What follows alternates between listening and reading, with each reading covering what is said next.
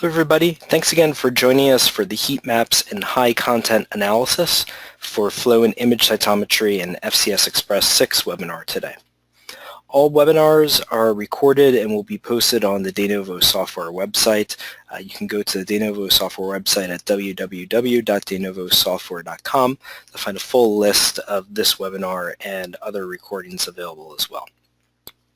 So to get started today, we're going to go over a little bit of an overview about heat maps in FCS Express, the files of type that we're able to read in for any of the high content analysis data for both flow and image cytometry. We're going to go through and work with some of the basic tools of high content heat maps in FCS Express so you have an idea of where those tools are, as well as going through some applications examples of ways that high content analysis and heat maps can be performed in FCS Express and what some other researchers in the field have been doing.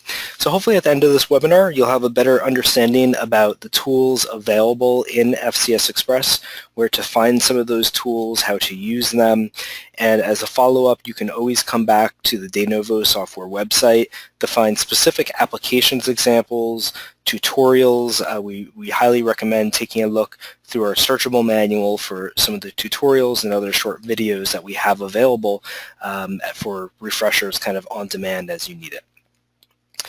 So in FCS Express, heat maps are an add-on to the software. When you buy FCS Express professional version, the heat map functionality will not be available until you purchase the high content add-on. The reason being is not everybody who's doing flow cytometry or image cytometry has the need for working with heat maps, so we make it available as a kind of extra option for our customers.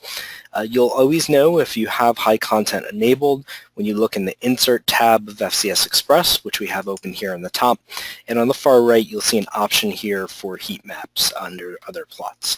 That's what we're going to be accessing today to access the heat maps. But heat maps support flow and image cytometry data in FCS Express. For flow cytometry, we support almost every flow cytometer we have found. It's very rare instances where we are not able to load in plate-based data into a heat map. Some of those flow cytometers, just to list them, are the BD Accuracy, the BD High Throughput Screener, the LSR, Guava, Sony Eclipse, the Quanta Biculter, HyperSight. There's a number of others. We suggest that you try out the high content option if you haven't purchased it before making a purchase, just to verify that your data is loading as expected. And if you do find a case where FCS Express is not loading the data as expected, you can let our team know. We'll make sure to work with the manufacturers of those instruments if there's new instruments on the market or something we're not aware of, to make them compatible. With high content analysis for flow cytometry data, we're pretty much working off of the FCS file standard, except for a few rare cases. And with image data, it's a little bit different. As you may know, if you're working with an image cytometer, there is no kind of FCS file standard for image cytometry that's been accepted by every vendor. However, there is a proposed image cytometry format, the ICE file, image cytometry experiment files. This format is supported by Nexalarm and their Celigo instrument, Thermo High Content Screener Studio 2.0, Yokogawa CQ1, and we also have a number of kind of individualized file formats for working with image cytometry data, such as working with data file formats from ImageJ, from Cell Profiler, from Molecular Devices and the MDC Store, as well as some of the Perkin-Elmer instruments and databases. With any of your flow or image cytometry data, FCS Express will support any size plate. And if you're working with image cytometry data, it will also support multiple fields of view per well. So that goes for 6-well plates up to 15 36-well plates. If you're going beyond that, we can support it. Making sense of kind of data sets larger than that might be a little difficult, but FCS Express can certainly handle it. With the speed and efficiency in the software, we really make these things quite easy to work with as well. If you haven't purchased FCS Express yet and you are going to try the demonstration, you can see here that free in the demonstration version is the add-on for high content heat map. So anything you're going to see today, if you haven't purchased the software, you can go out and you can try it on your own. All of our gating tools for kind of standard flow and image cytometry analysis are, of course, supported with our high content add-on. And the high content add-on also gives you the ability to work with heat map defined gates, where we define wells or pools of wells. We can kind of grab whatever wells you want to include in your analysis and graph them and drive statistics as needed. The other thing you'll notice today is that our heat maps are fully formattable. A lot of what we're going to be going over today has to do with simply formatting heat maps to get them into the display type that you want, get the statistics that you want displayed on there, and get the statistics out to other kind of exportable formats in FCS Express. And any statistics in FCS Express can be plotted on any parameter. It's something you're going to see as we're actually working with some high content data. And if you're working with multiple plates, batch processing can be used, templates can be used in FCS Express. So if you're screening 3 plates and following a time course, or you're screening 3,000 plates as part of a primary screen, FCS Express can handle essentially everything from 1 plate to as many plates as you can bring to the software.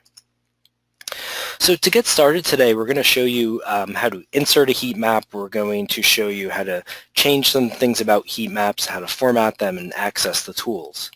And we're going to get started by clicking on the File tab and creating a new layout. And in FCS Express, the layout is where you're going to create any of your analysis. Your final analysis is essentially your report. And when you have a new layout open, you can see it looks a lot like Microsoft PowerPoint and Microsoft Office. This is kind of shamelessly by design because everybody knows how to create a PowerPoint presentation, and therefore getting started in FCS Express can be quite easy in that regard. We do recommend, we're going over some of the specific high content features today. If you have other questions about kind of getting started in FCS Express and inserting plots and some of the kind of more basic things within the software, have a look at our website, have a look at some of those kind of recorded videos and short webinars and tutorials. But to get started here, we're going to click on the Insert tab. And to insert a heat map, we'll click on a heat map, and we'll draw an object on the page just like you would draw an object within PowerPoint. Now what we'll do is go and select a data file that we want to populate that heat map. And in this case, we're going to be starting with some Accuracy plate-based data. What you'll notice on the right is whenever you open up a certain plot type in FCS Express, you'll be prompted to choose the files of type. That's because, as you have seen, as we mentioned, plate-based data can come from FCS files. It can come from things like BD Accuracy 6 plate files, Molecular Devices Velo, Cell Profiler, even a plate folder, where if you've acquired a 1536 well plate and you have 1,536 data files in a folder, well, FCS Express can load those up into a plate map. But to get started today, we're going to choose BD Accuracy 6 plate files. You can see that my file that I want to insert into that heat map has become available, and I'll click Open File. So the heat map will open up in FCS Express. What you'll see here is that it's opened up. It's an object just like you'd have an object in PowerPoint that you can move, you can resize, you can put it anywhere on the page. If you'd like, you can copy and paste that to create another heat map. This gets useful when we're looking at multiple parameters and different heat maps, or you can just go ahead and insert another heat map for the data file. Additionally, I'm going to insert what we call a color dot plot. This will work really for any type of plot type that you insert in FCS Express. And what you'll see in this color dot plot are all of the events for all of the wells that fall within this heat map. So this is your pooled data. This is everything that's possible, all the events that's possible to derive from this particular heat map. And some of the tools that we have in FCS Express for gating are going to allow you to navigate to individual wells, to get kind of pooled wells, get all the information that you want. Now, when you're working with a dot plot in FCS Express, if you're familiar with our plot types, you simply click and hold on the axes to choose any of your parameters of interest. And the same thing is going to go for heat maps. You can see here that we've defaulted to showing the forward scatter area parameter. The statistic being displayed as heat in this particular heat map is also outlined. So this is the arithmetic mean for that data. But if we click and hold on the axes, you can see that I can change to any of the particular parameters I'd like to look at. So if I want to move through some of my parameter lists and see how these things are changing in the heat map, I can do so.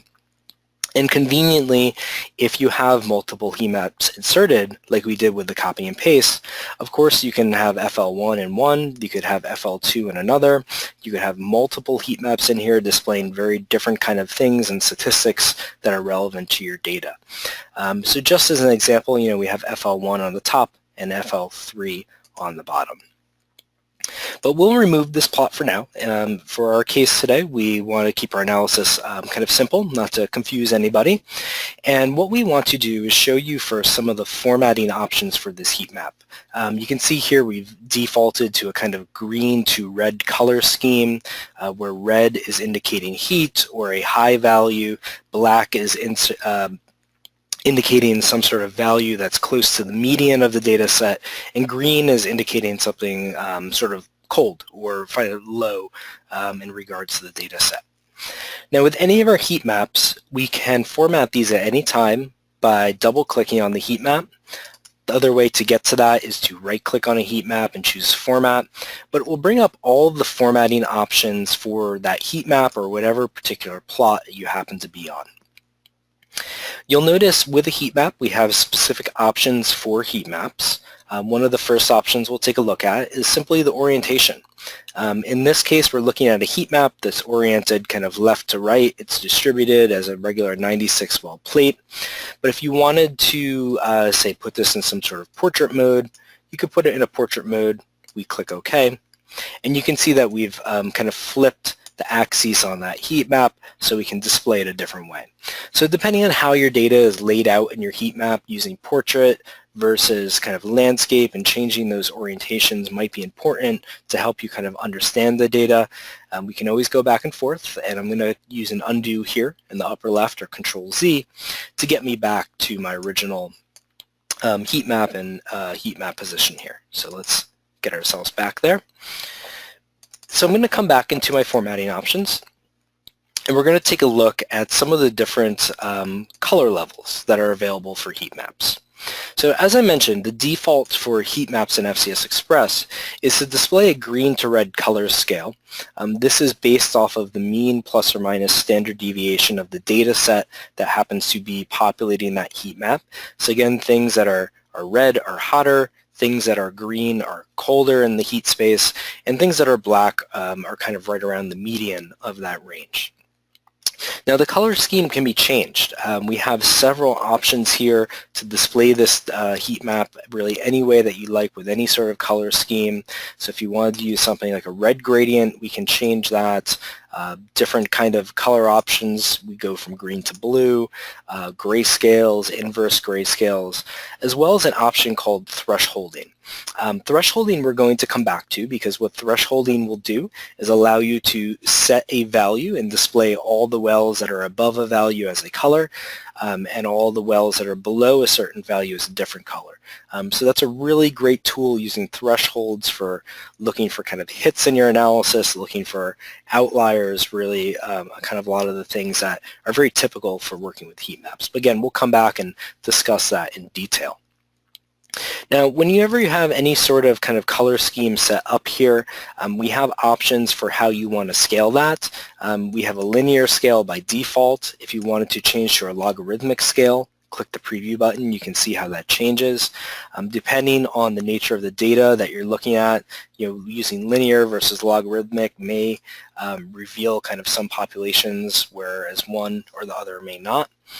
And we also have the ability to change the type of way that the heat is distributed in this map.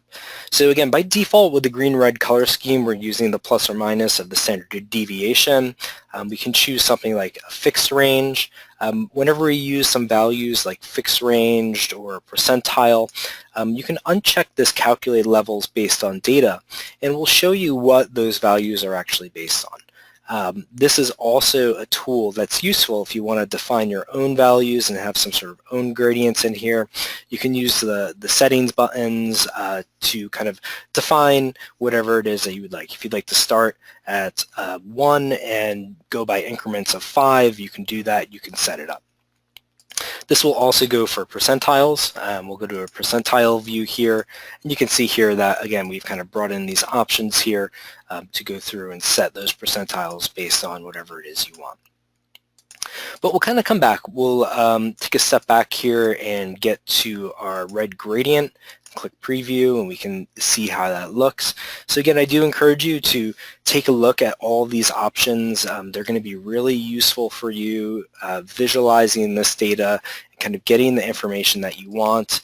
Again, we are going to come back to this threshold option where you can actually set a value and say values above or below in a particular well based on a kind of threshold value that you set, color them one way or another.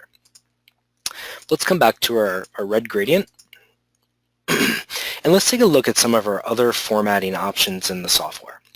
So we have a section here called Overlays, and the Overlays options for heat maps are going to allow you to define many of the important aspects of this plot. So you remember if we clicked and held on the y-axis, we can change the statistic parameter. Well, you can do that here as well. So if you wanted to change to FL2, you can see that that will change FL2, go back to FL1. Just kind of another way of changing what we're plotting on these axes, as well as changing the statistic to show. So by default, FCS Express is going to show the arithmetic mean, but if you wanted to come in and show any sort of other information, like the number of events in a well, you can do this. If you wanted to look at percentage of gated cells, let's go back and actually create a gate and show you how that works, because it's a very useful tool. We'll simply create a gate on this dot plot over here on the left. We will apply that gate to the heat map through dragging and dropping. Again, we'll kind of come back to gating heat maps in just a few minutes. But what this will do is when you have a gated population in any plot, when you choose percentage of gated cells, the statistic that will be shown on a heat basis is the percentage of gated cells in each of these wells. So if we were to adjust this gate, if we were going to move this gate, you can see that the heat map is updating almost in real time as we're changing this, because the gated percentage of gated cells in each of these wells is updating based on the information from this gate. So again, a very useful feature, and we'll come back to working with these gates in a moment. And we did have a question come in about, what does each well represent in this particular experiment, or really any experiment? In this case, every well is almost like its own FCS file. So, in some experiments, one well could be simply, one treatment group that you want to look at. It could be one particular file or specimen. Sometimes people like to run replicates or kind of quadruplicates, or entire rows of a plate map, all being replicates of the same sample. In that case, an entire row or column could be considered the same sample or same treatment group. We'd want to pool that together. So the different wells and heat maps can mean very different things depending on the different experiments that you're trying to run. But in this case, we're just kind of looking at each well representing a different file, kind of a different treatment group, a different experiment together. But coming back to our overlays here, what we're going to do is go back to our median for the statistic to show, and you'll see how that updates. And there's a few other kind of very useful options here that are new to FCS Express 6 for people to use. Now, one of these options is called the radius parameter, and the other is called the radius statistic. So what we can do with these two options is essentially define a parameter where you want to change the radius display of the well based on a statistic. So in this case, and I think a very kind of nice way to show how this works is that if I wanted to show the radius of the well in this plot and have that be dependent of the number of events that fall within a well, I can do so. And what you'll notice is when I do this, that all the wells have kind of changed size, their radius have changes. And what that means is the biggest wells, or the biggest or the largest kind of circles here, have the most events in them. And the wells that have kind of smaller size or smallest radius have less number of events in there. So that means, just utilizing the radius to display is giving us information about how many cells fall in each well, how these are distributed. Do we want to actually compare this well B5 to well B1 because the number of events differs so greatly. So just at a click, you kind of get this information, and again, it will update as we change our gate. If we have a gate applied to that plot, we can see that as we move this gate around, that these well statistics, these well radius are changing in real time, and we're getting that information that we need kind of derived and shown very quickly. Now we've also added a feature to FCS Express 6 to kind of take this a bit further. Because with this experiment, we probably want to look at FL1, we want to look at FL2, we want to look at FL3, we want to look at the number of events per well, and that's a lot of information. Kind of classically what we'd have to do is insert multiple heat maps and kind of compare them side by side to look at the differences in these values. But in FCS Express 6, we've added the ability to add overlays to heat maps. So what that means is if you right-click on your heat map and choose Add Overlay, you can navigate to the same data file because we really want to add the same data file in but look at a different parameter. We'll click Open File, and we'll be prompted to choose which parameter we want to look at as a separate overlay. So we're looking at FL1 right now, so we'll choose FL2. And when we click OK, you can see that the wells in the heat map have now been divided into a top and a bottom population, or a top and a bottom portion, where the top portion is showing the intensity for FL1, the bottom portion is showing the intensity for FL2. And if we actually come in here and add another overlay, we'll do one more to really give you a feel for how this works. We'll add in FL3 area. You can see that we've kind of subdivided this into further pies at this part. So that way, when we adjust this gate, or when we look at a data set, this information is going to be representative in this plot of 3 different parameters. We're getting the heat of FL1, FL2, FL3 medians, as well as getting the information about the number of events that appear within or fall within a particular well at any particular gating position or when we load that data in. So again, this is a very, very useful tool to kind of distill a lot of information from a lot of wells and a very kind of quick and easy one-stop kind of shop plot to look at and get the information you need. Now, all of the plots that we have in FCS Express and really everything that you're going to see today, they can be fully formatted. We've only kind of gone through a few of the overlay features for heat maps in particular. But what I want to do is kind of bring up an example here of kind of some extreme formatting for these plots. And what we have here on this last page is an example of a heat map for a different type of data set here. And we've formatted the background to be black. We've put some white fonts in there. We've changed our color scheme to rainbow. We still have the radius display. But, the whole point of this is, get a feel for what tools we have in there. Outside of, just the formatting options, when you double click on a plot, there's options for the background colors, for the size, for the axes, for the labels and the ticks. Really everything about these plots can be formatted. And it's very important because what we're building in FCS Express is not just an analysis template. This can be your final report, or it should be your final report. So anything that you do to change this formatting is going to be represented in your final analysis as well. So we're going to kind of switch gears a little bit away from formatting and talk about gates because we did create a gate here. You notice that as I update this gate that the heat map is updating. That is because the gate has been applied to this heat map. We did that by dragging and dropping the gate to the heat map. Additionally, gates can be removed from the heat map by clicking on the heat map, coming to the gating tab and choosing no gate. You can see that the gate has been removed at that point. So, this goes for not just, creating a gate on side scatter versus forward scatter. If you have populations or subpopulations of interest and you want to view those subpopulations, simply create some gates on whatever type of plot type you'd like in FCS Express. You can drag and drop the gate to the heat map.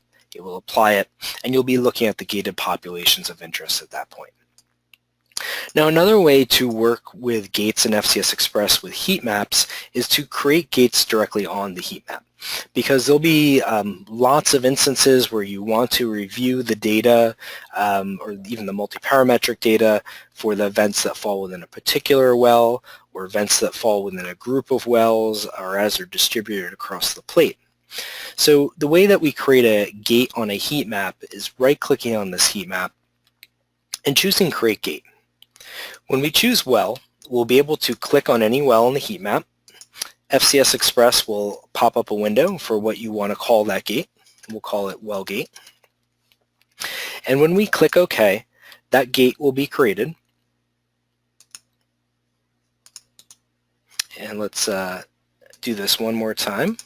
Make sure we get this gate on here. We'll make it blue. Okay. That gate has been created. I'm going to insert what we call a gate view, and we'll be able to review that gate's position by right-clicking on this plot and choose Edit Gate. That will show us where we've actually created this gate. And just pause for a moment here. But what we've done here is created a well gate on the particular heat map. Once we've created that gate, it will appear in what we call the gate view to show you the hierarchy of that gate. So in this case, we have gate 1 created in this kind of big square on forward versus side scatter. Gate 2 is this individual well gate. And any gates that we have created on the software, if we right-click and choose to edit that gate, as we adjust that gating position, you can see the backgating on this plot on the left updating in real time for us. So depending on which wells we choose, we can pick and choose which wells we want to backgate or view in a particular plot. Now, gates don't just have to be a single well. A lot of times when you're working with heat maps, you'll be creating a well gate and you'll be looking at columns of data. So if I choose this particular column here, we'll call this column 4. And you can see that we've actually included 1, 2, 3, 4, 5 wells in that particular replicate. So when we do this, we can create as many of these as we want, and we can take these well gates and apply them to a particular plot. So in this case, we're looking at column 4 on this plot. And if we were to duplicate this plot with a copy and paste, and we want to kind of compare what's going in column 4 versus the well gate in gate 2, you can see that we have column 4 plotted on the left and column 2 plotted on the right. And as we edit these gates, if we need to kind of include additional wells, we want to include other wells within the plot or the heat map, we can do so all kind of very quickly and easily to build this up. So, by using these tools, by using the display tools, by using the kind of basic gating tools in FCS Express, we can really build up some full reports about this data. And we're going to be kind of going into that in some of the applications examples we're going to show in a few minutes. But another thing you're going to want to do with heat maps is derive some statistics. Sometimes it's as simple as getting well-based statistics and moving that out to something like GraphPad or Excel. We can kind of take that a bit further in FCS Express with one of our new tools called spreadsheets that we're going to show you a little bit about. But anytime you want to derive kind of the information on a well basis, maybe we're looking at FL1 arithmetic mean and we want to pull out all the mean values from all of these wells, we can insert a text box. And within that text box, we can right-click, choose Insert, heat map stats grid. Now what this will do is give us an option to insert a grid layout statistics, a column order stats grid, or a row order stats grid. We'll show you what all of these mean. So when we choose grid layout stats grid, it will simply display a grid of all the statistics on a per well basis from this heat map. So you can see here where we have no wells, we're displaying an error. When we get to some of the wells that actually have information or have files associated, it will update those. And as we change any of our gate positions, as we kind of move things around in the layout, these values will update for us in almost real time to show us the values associated with those particular wells. So again, this is the grid-based statistics. This is kind of very useful if you just need a kind of quick view of what's going on with your statistics in the layout. But we'll put this off to the right because we have a number of other ways to actually view the statistics associated with a heat map. And I think some of the more useful ones are the ability to use a column order stats grid or a row order stats grid.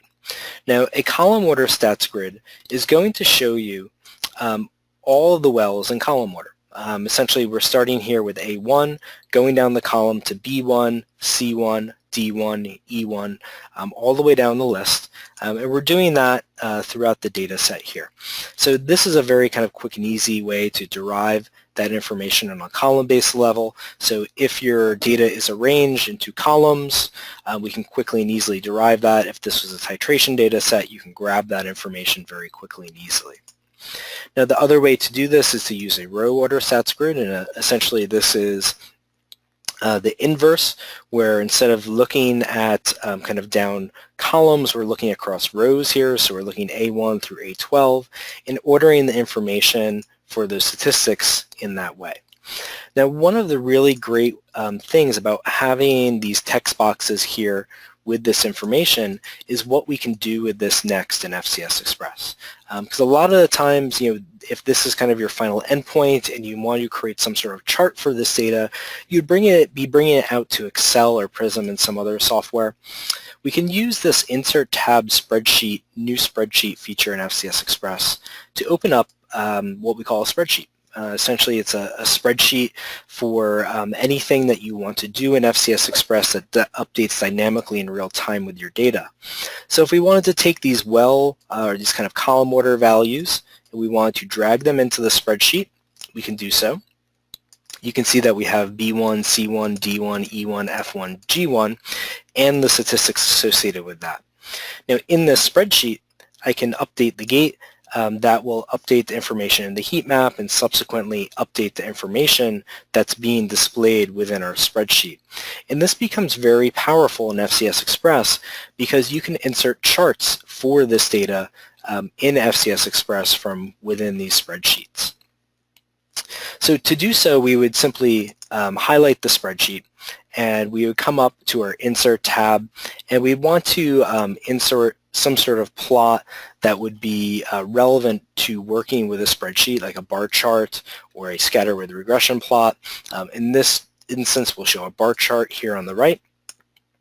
And what you'll see is that we simply have all of the wells listed in a bar chart for column A. Column B is this FL1A arithmetic mean, and as we adjust that gate, the bars and the values are all going to update in real time. You're going to see a little bit later on when we're working with scatter with regression plots, when we're doing IC-EC50s, it becomes a very powerful tool. In this case, you may just want to be kind of looking across the entire plate and figure out which wells have kind of gone up or gone down, but we can use some of the other advanced tools in the software to work with this. So again, we've shown a kind of a lot of the very basics of working with heat maps, how to change things about the display, the different statistics you can show and that you can use, how to create overlays, how to create gates, how to get some statistics out, at a very basic level, kind of bringing these into a spreadsheet in FCS Express and using that to kind of help you with your data analysis. But when we want to take this a step further, if you're working with image-derived data, we can do that too.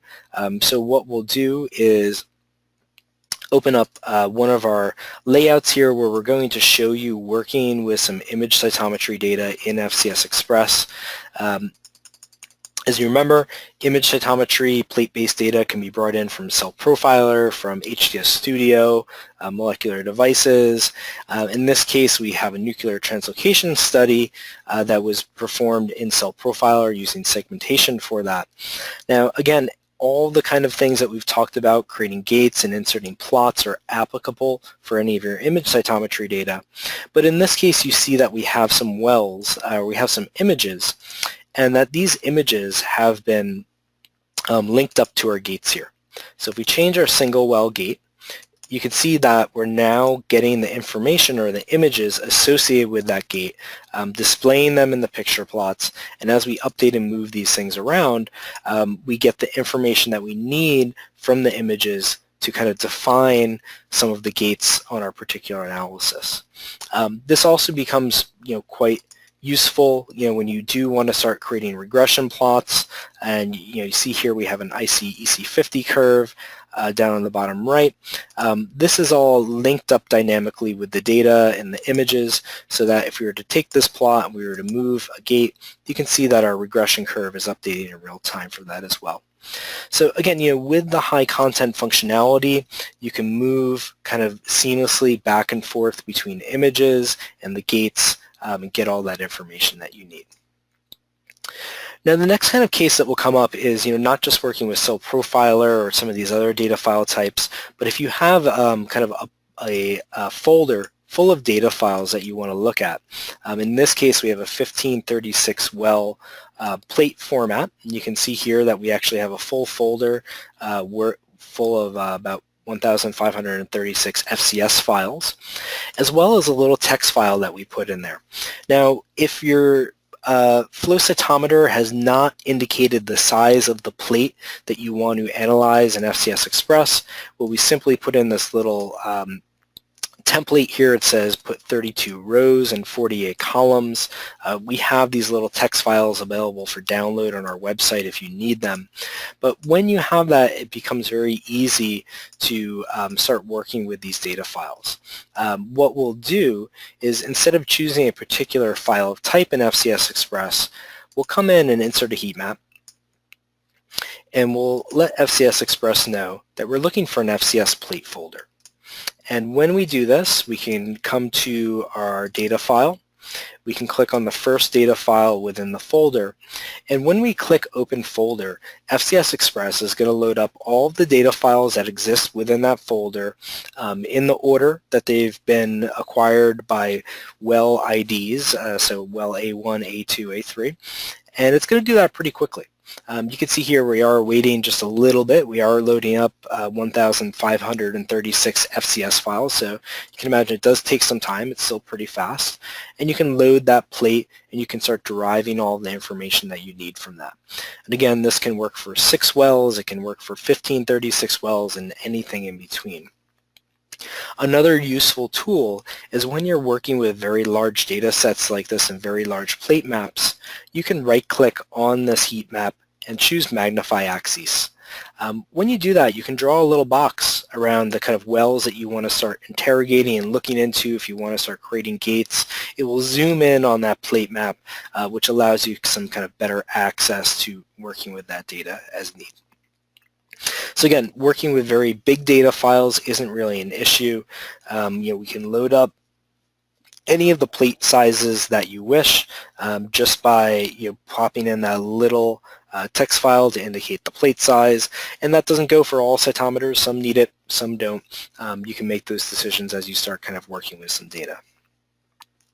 Now, I want to swing back on the threshold display because it's a very useful tool that we kind of mentioned in the beginning when setting up kind of some of your high content displays, is when you actually want to threshold a plate and you want to start looking at maybe a primary screen, or you're just simply looking for hits within particular wells. Well, we can use this threshold analysis or this threshold plate display option in FCS Express, which we have defined down here. And you can see here that we have one well that's highlighted as red, and all the other wells are highlighted in black. Now, when I format this plot and I come in and I look at the display options here, what you'll see is that we have a threshold value set up, and it says that any wells that have a GFP median intensity above 1,000 display in red, anything below display in black. So if we were to change this value to something like 500, we'd expect to see some additional red wells, which we saw one appear. If we change it to something like 400, we'll have a few more appear that are in there. So you can manually set that threshold value really on whatever value that you want. But another kind of really nice way for working with this data in FCS Express is that any plots that you have in the software can be used to define that value. And a very kind of common way of working with thresholds for flow and image cytometry data is to set a threshold based on some sort of negative control and have the software display all the events that are greater than that as the threshold value. So in this case, we're going to use this histogram on the right here, where we have an M1 marker set up on the GFP negative population, and we'll just say, let's use the median of that marker value to define our threshold. We can do that by clicking on the little T button here, which stands for token or statistics. When we click insert statistic, you can see here that we can go in and choose that histogram. We can say, let's look at marker 1, and let's use the median value as from marker 1 as our statistic to set the threshold. So when we do that and we click OK, our plate map changes. And as we are moving this marker around dynamically and in real time, these values are changing for us. So we can really get an idea, where we set this negative marker, which values are truly more positive than the median for that or more negative than the median for that. So again, working with these threshold-based tools is very important. It's a very nice feature that we offer in the software. If you're working with many plates, or if you're working with one plate, it becomes particularly useful, especially in a batch process where that negative is kind of changing, it's moving around, it can be shifting. Well, we can automatically detect that for you. Now, another way that we can work with some of this data is using some of our high content based analysis tools, such as working with kind of QC, with the thresholding, working with IC-EC50 curves, and working with things like Z prime values. These are all statistics and tools that we have set up in the software. We're going to walk you through just one or two of these right here. But you can see here we have a high content screening assay that we're going through. And one of the important kind of metrics for a lot of high content folks is working with z-scores or Z prime values. You can see here that we have a Z prime value set up. This was inserted in the software through the use of, again, what we call one of those custom tokens, where we say, do a calculation for Z prime, and we use the median and the standard deviations for the positive and negative values to derive this. But what that will give us is a Z prime value that updates as a marker for positive or negative is defined or as it's changed. As we load in new plate data, that value can update. And we have kind of full instructions and tutorials on how to create these formulas and how to use them. But it's a very powerful feature that you should be aware is in the toolbox for your high content analysis. Now, the other thing that we offer is the ability to work with regression analysis. So in this case, we've inserted a regression plot for a few of our different dose responses here. And what you'll notice is, again, as we update this gate, those IC-EC50 values are going to update for us in real time. This is really useful when you're working with multi-parametric data, because if you wanted to hone in on what's going on in this population at the top versus the total population or the population at the bottom, we can get an idea of where those inflection points are very quickly and easily. Now, once you have your data kind of set up in a spreadsheet like I had shown you earlier, it becomes very easy to work with these regression plots. We simply say insert scatter with regression plot, and you'll get our default. This is the kind of default which can be turned into what I've shown you already. But what we want to do is format this plot a bit, right? Because our concentration is kind of going in a logarithmic scale, so probably what we'd want to do is change our x-axis to a logarithmic scale. You'll see how that changes everything, right? We're starting to look more like an IC50 curve. And in our regression fit category, we wouldn't want to use linear. We would probably want to use something like a 4PL or a 5PL fit. When we do that, and click preview, you can see that we have our IC50s, we have our R-squared values, we have everything that we need to know about this plot, and as we adjust these values again, they'll update for us in real time. So, working with these tools and building up these analysis templates is a really kind of great way to get started with working with not just high content, but high throughput, when you're working with many plates at the same time. And that's where we're going to kind of leave you today, is working with a few different plates at the same time. We have an example here where we have a time course study acquired on HCS Studio 2.0 software. So we're actually acquired image cytometry data. And what we're going to pull up is our data list, and we'll just kind of clear this out for you so you can see how it works. But you can create any sort of analysis as a template in FCS Express. So here we actually have a number of different pages where we're doing kind of different analyses on this plate-based data. And what we're going to do is we're going to go to where our data has been stored. And we're going to pull this up here. And what you'll see is that we have a 3 time point series here, 3 different plates from different time points.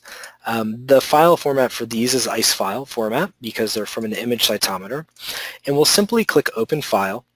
When we do that, all of our plots are going to be populated with the data files and the specific information we need. If we need to add additional plates in here, we'll come in, we'll add our 24-hour time point, we'll add our 48-hour time point. And when we have that information inside of our plots, we can simply use these iteration buttons to move between any of our plates, right? So it wouldn't matter if we have 1 plate or if we have 100 plates, we can simply do that. Any of our kind of reporting here for our bar charts will be updated as we move between these different plot types, including any of our image information. So in this case, we did have some images associated. You can see here that as we navigate through this, our images are updating.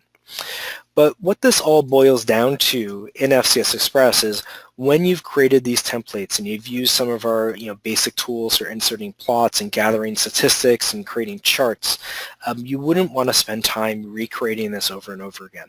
You'd want to load up 3 plates or 100 plates and quickly derive the statistics you need.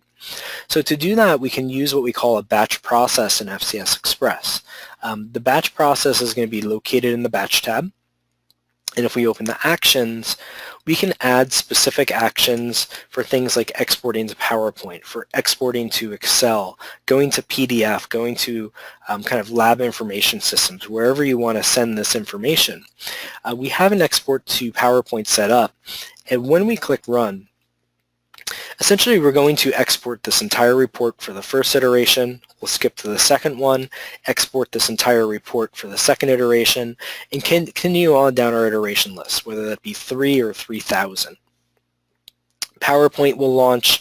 If you chose to export to Excel, Excel will launch, and you'll have high-resolution reports for each of your plates, each of your treatment groups. You can see here we're going to our 24-hour. We need to go in and look at a bar plot for the 48-hour. We get really all of that information we need simply by loading data files into our template in the data list and clicking Run on that batch process.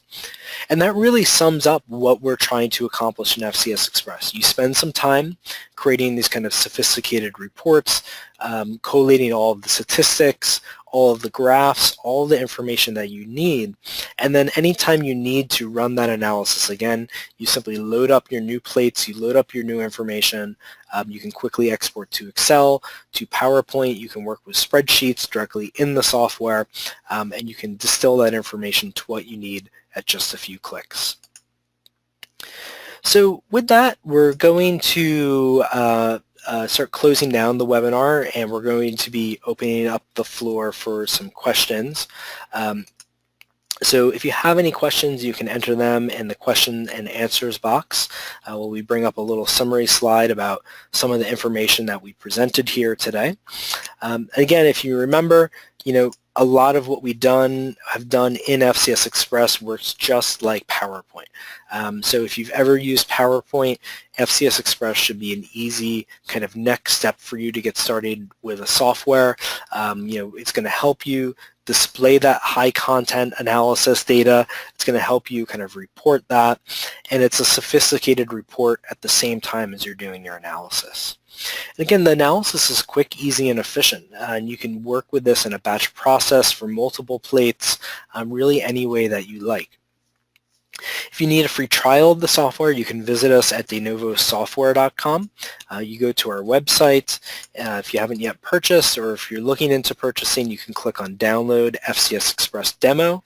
This will bring you to our demo download website where you can get going with a high content add-on to test out your own data. And if you have any questions, you can always contact us at support@denovosoftware.com. We have a full team of flow and image cytometry experts waiting to answer your questions, and we really encourage you to get in touch. So thanks again for joining us for the webinar today. We'll leave the webinar open for another few minutes for questions, and we hope you enjoyed.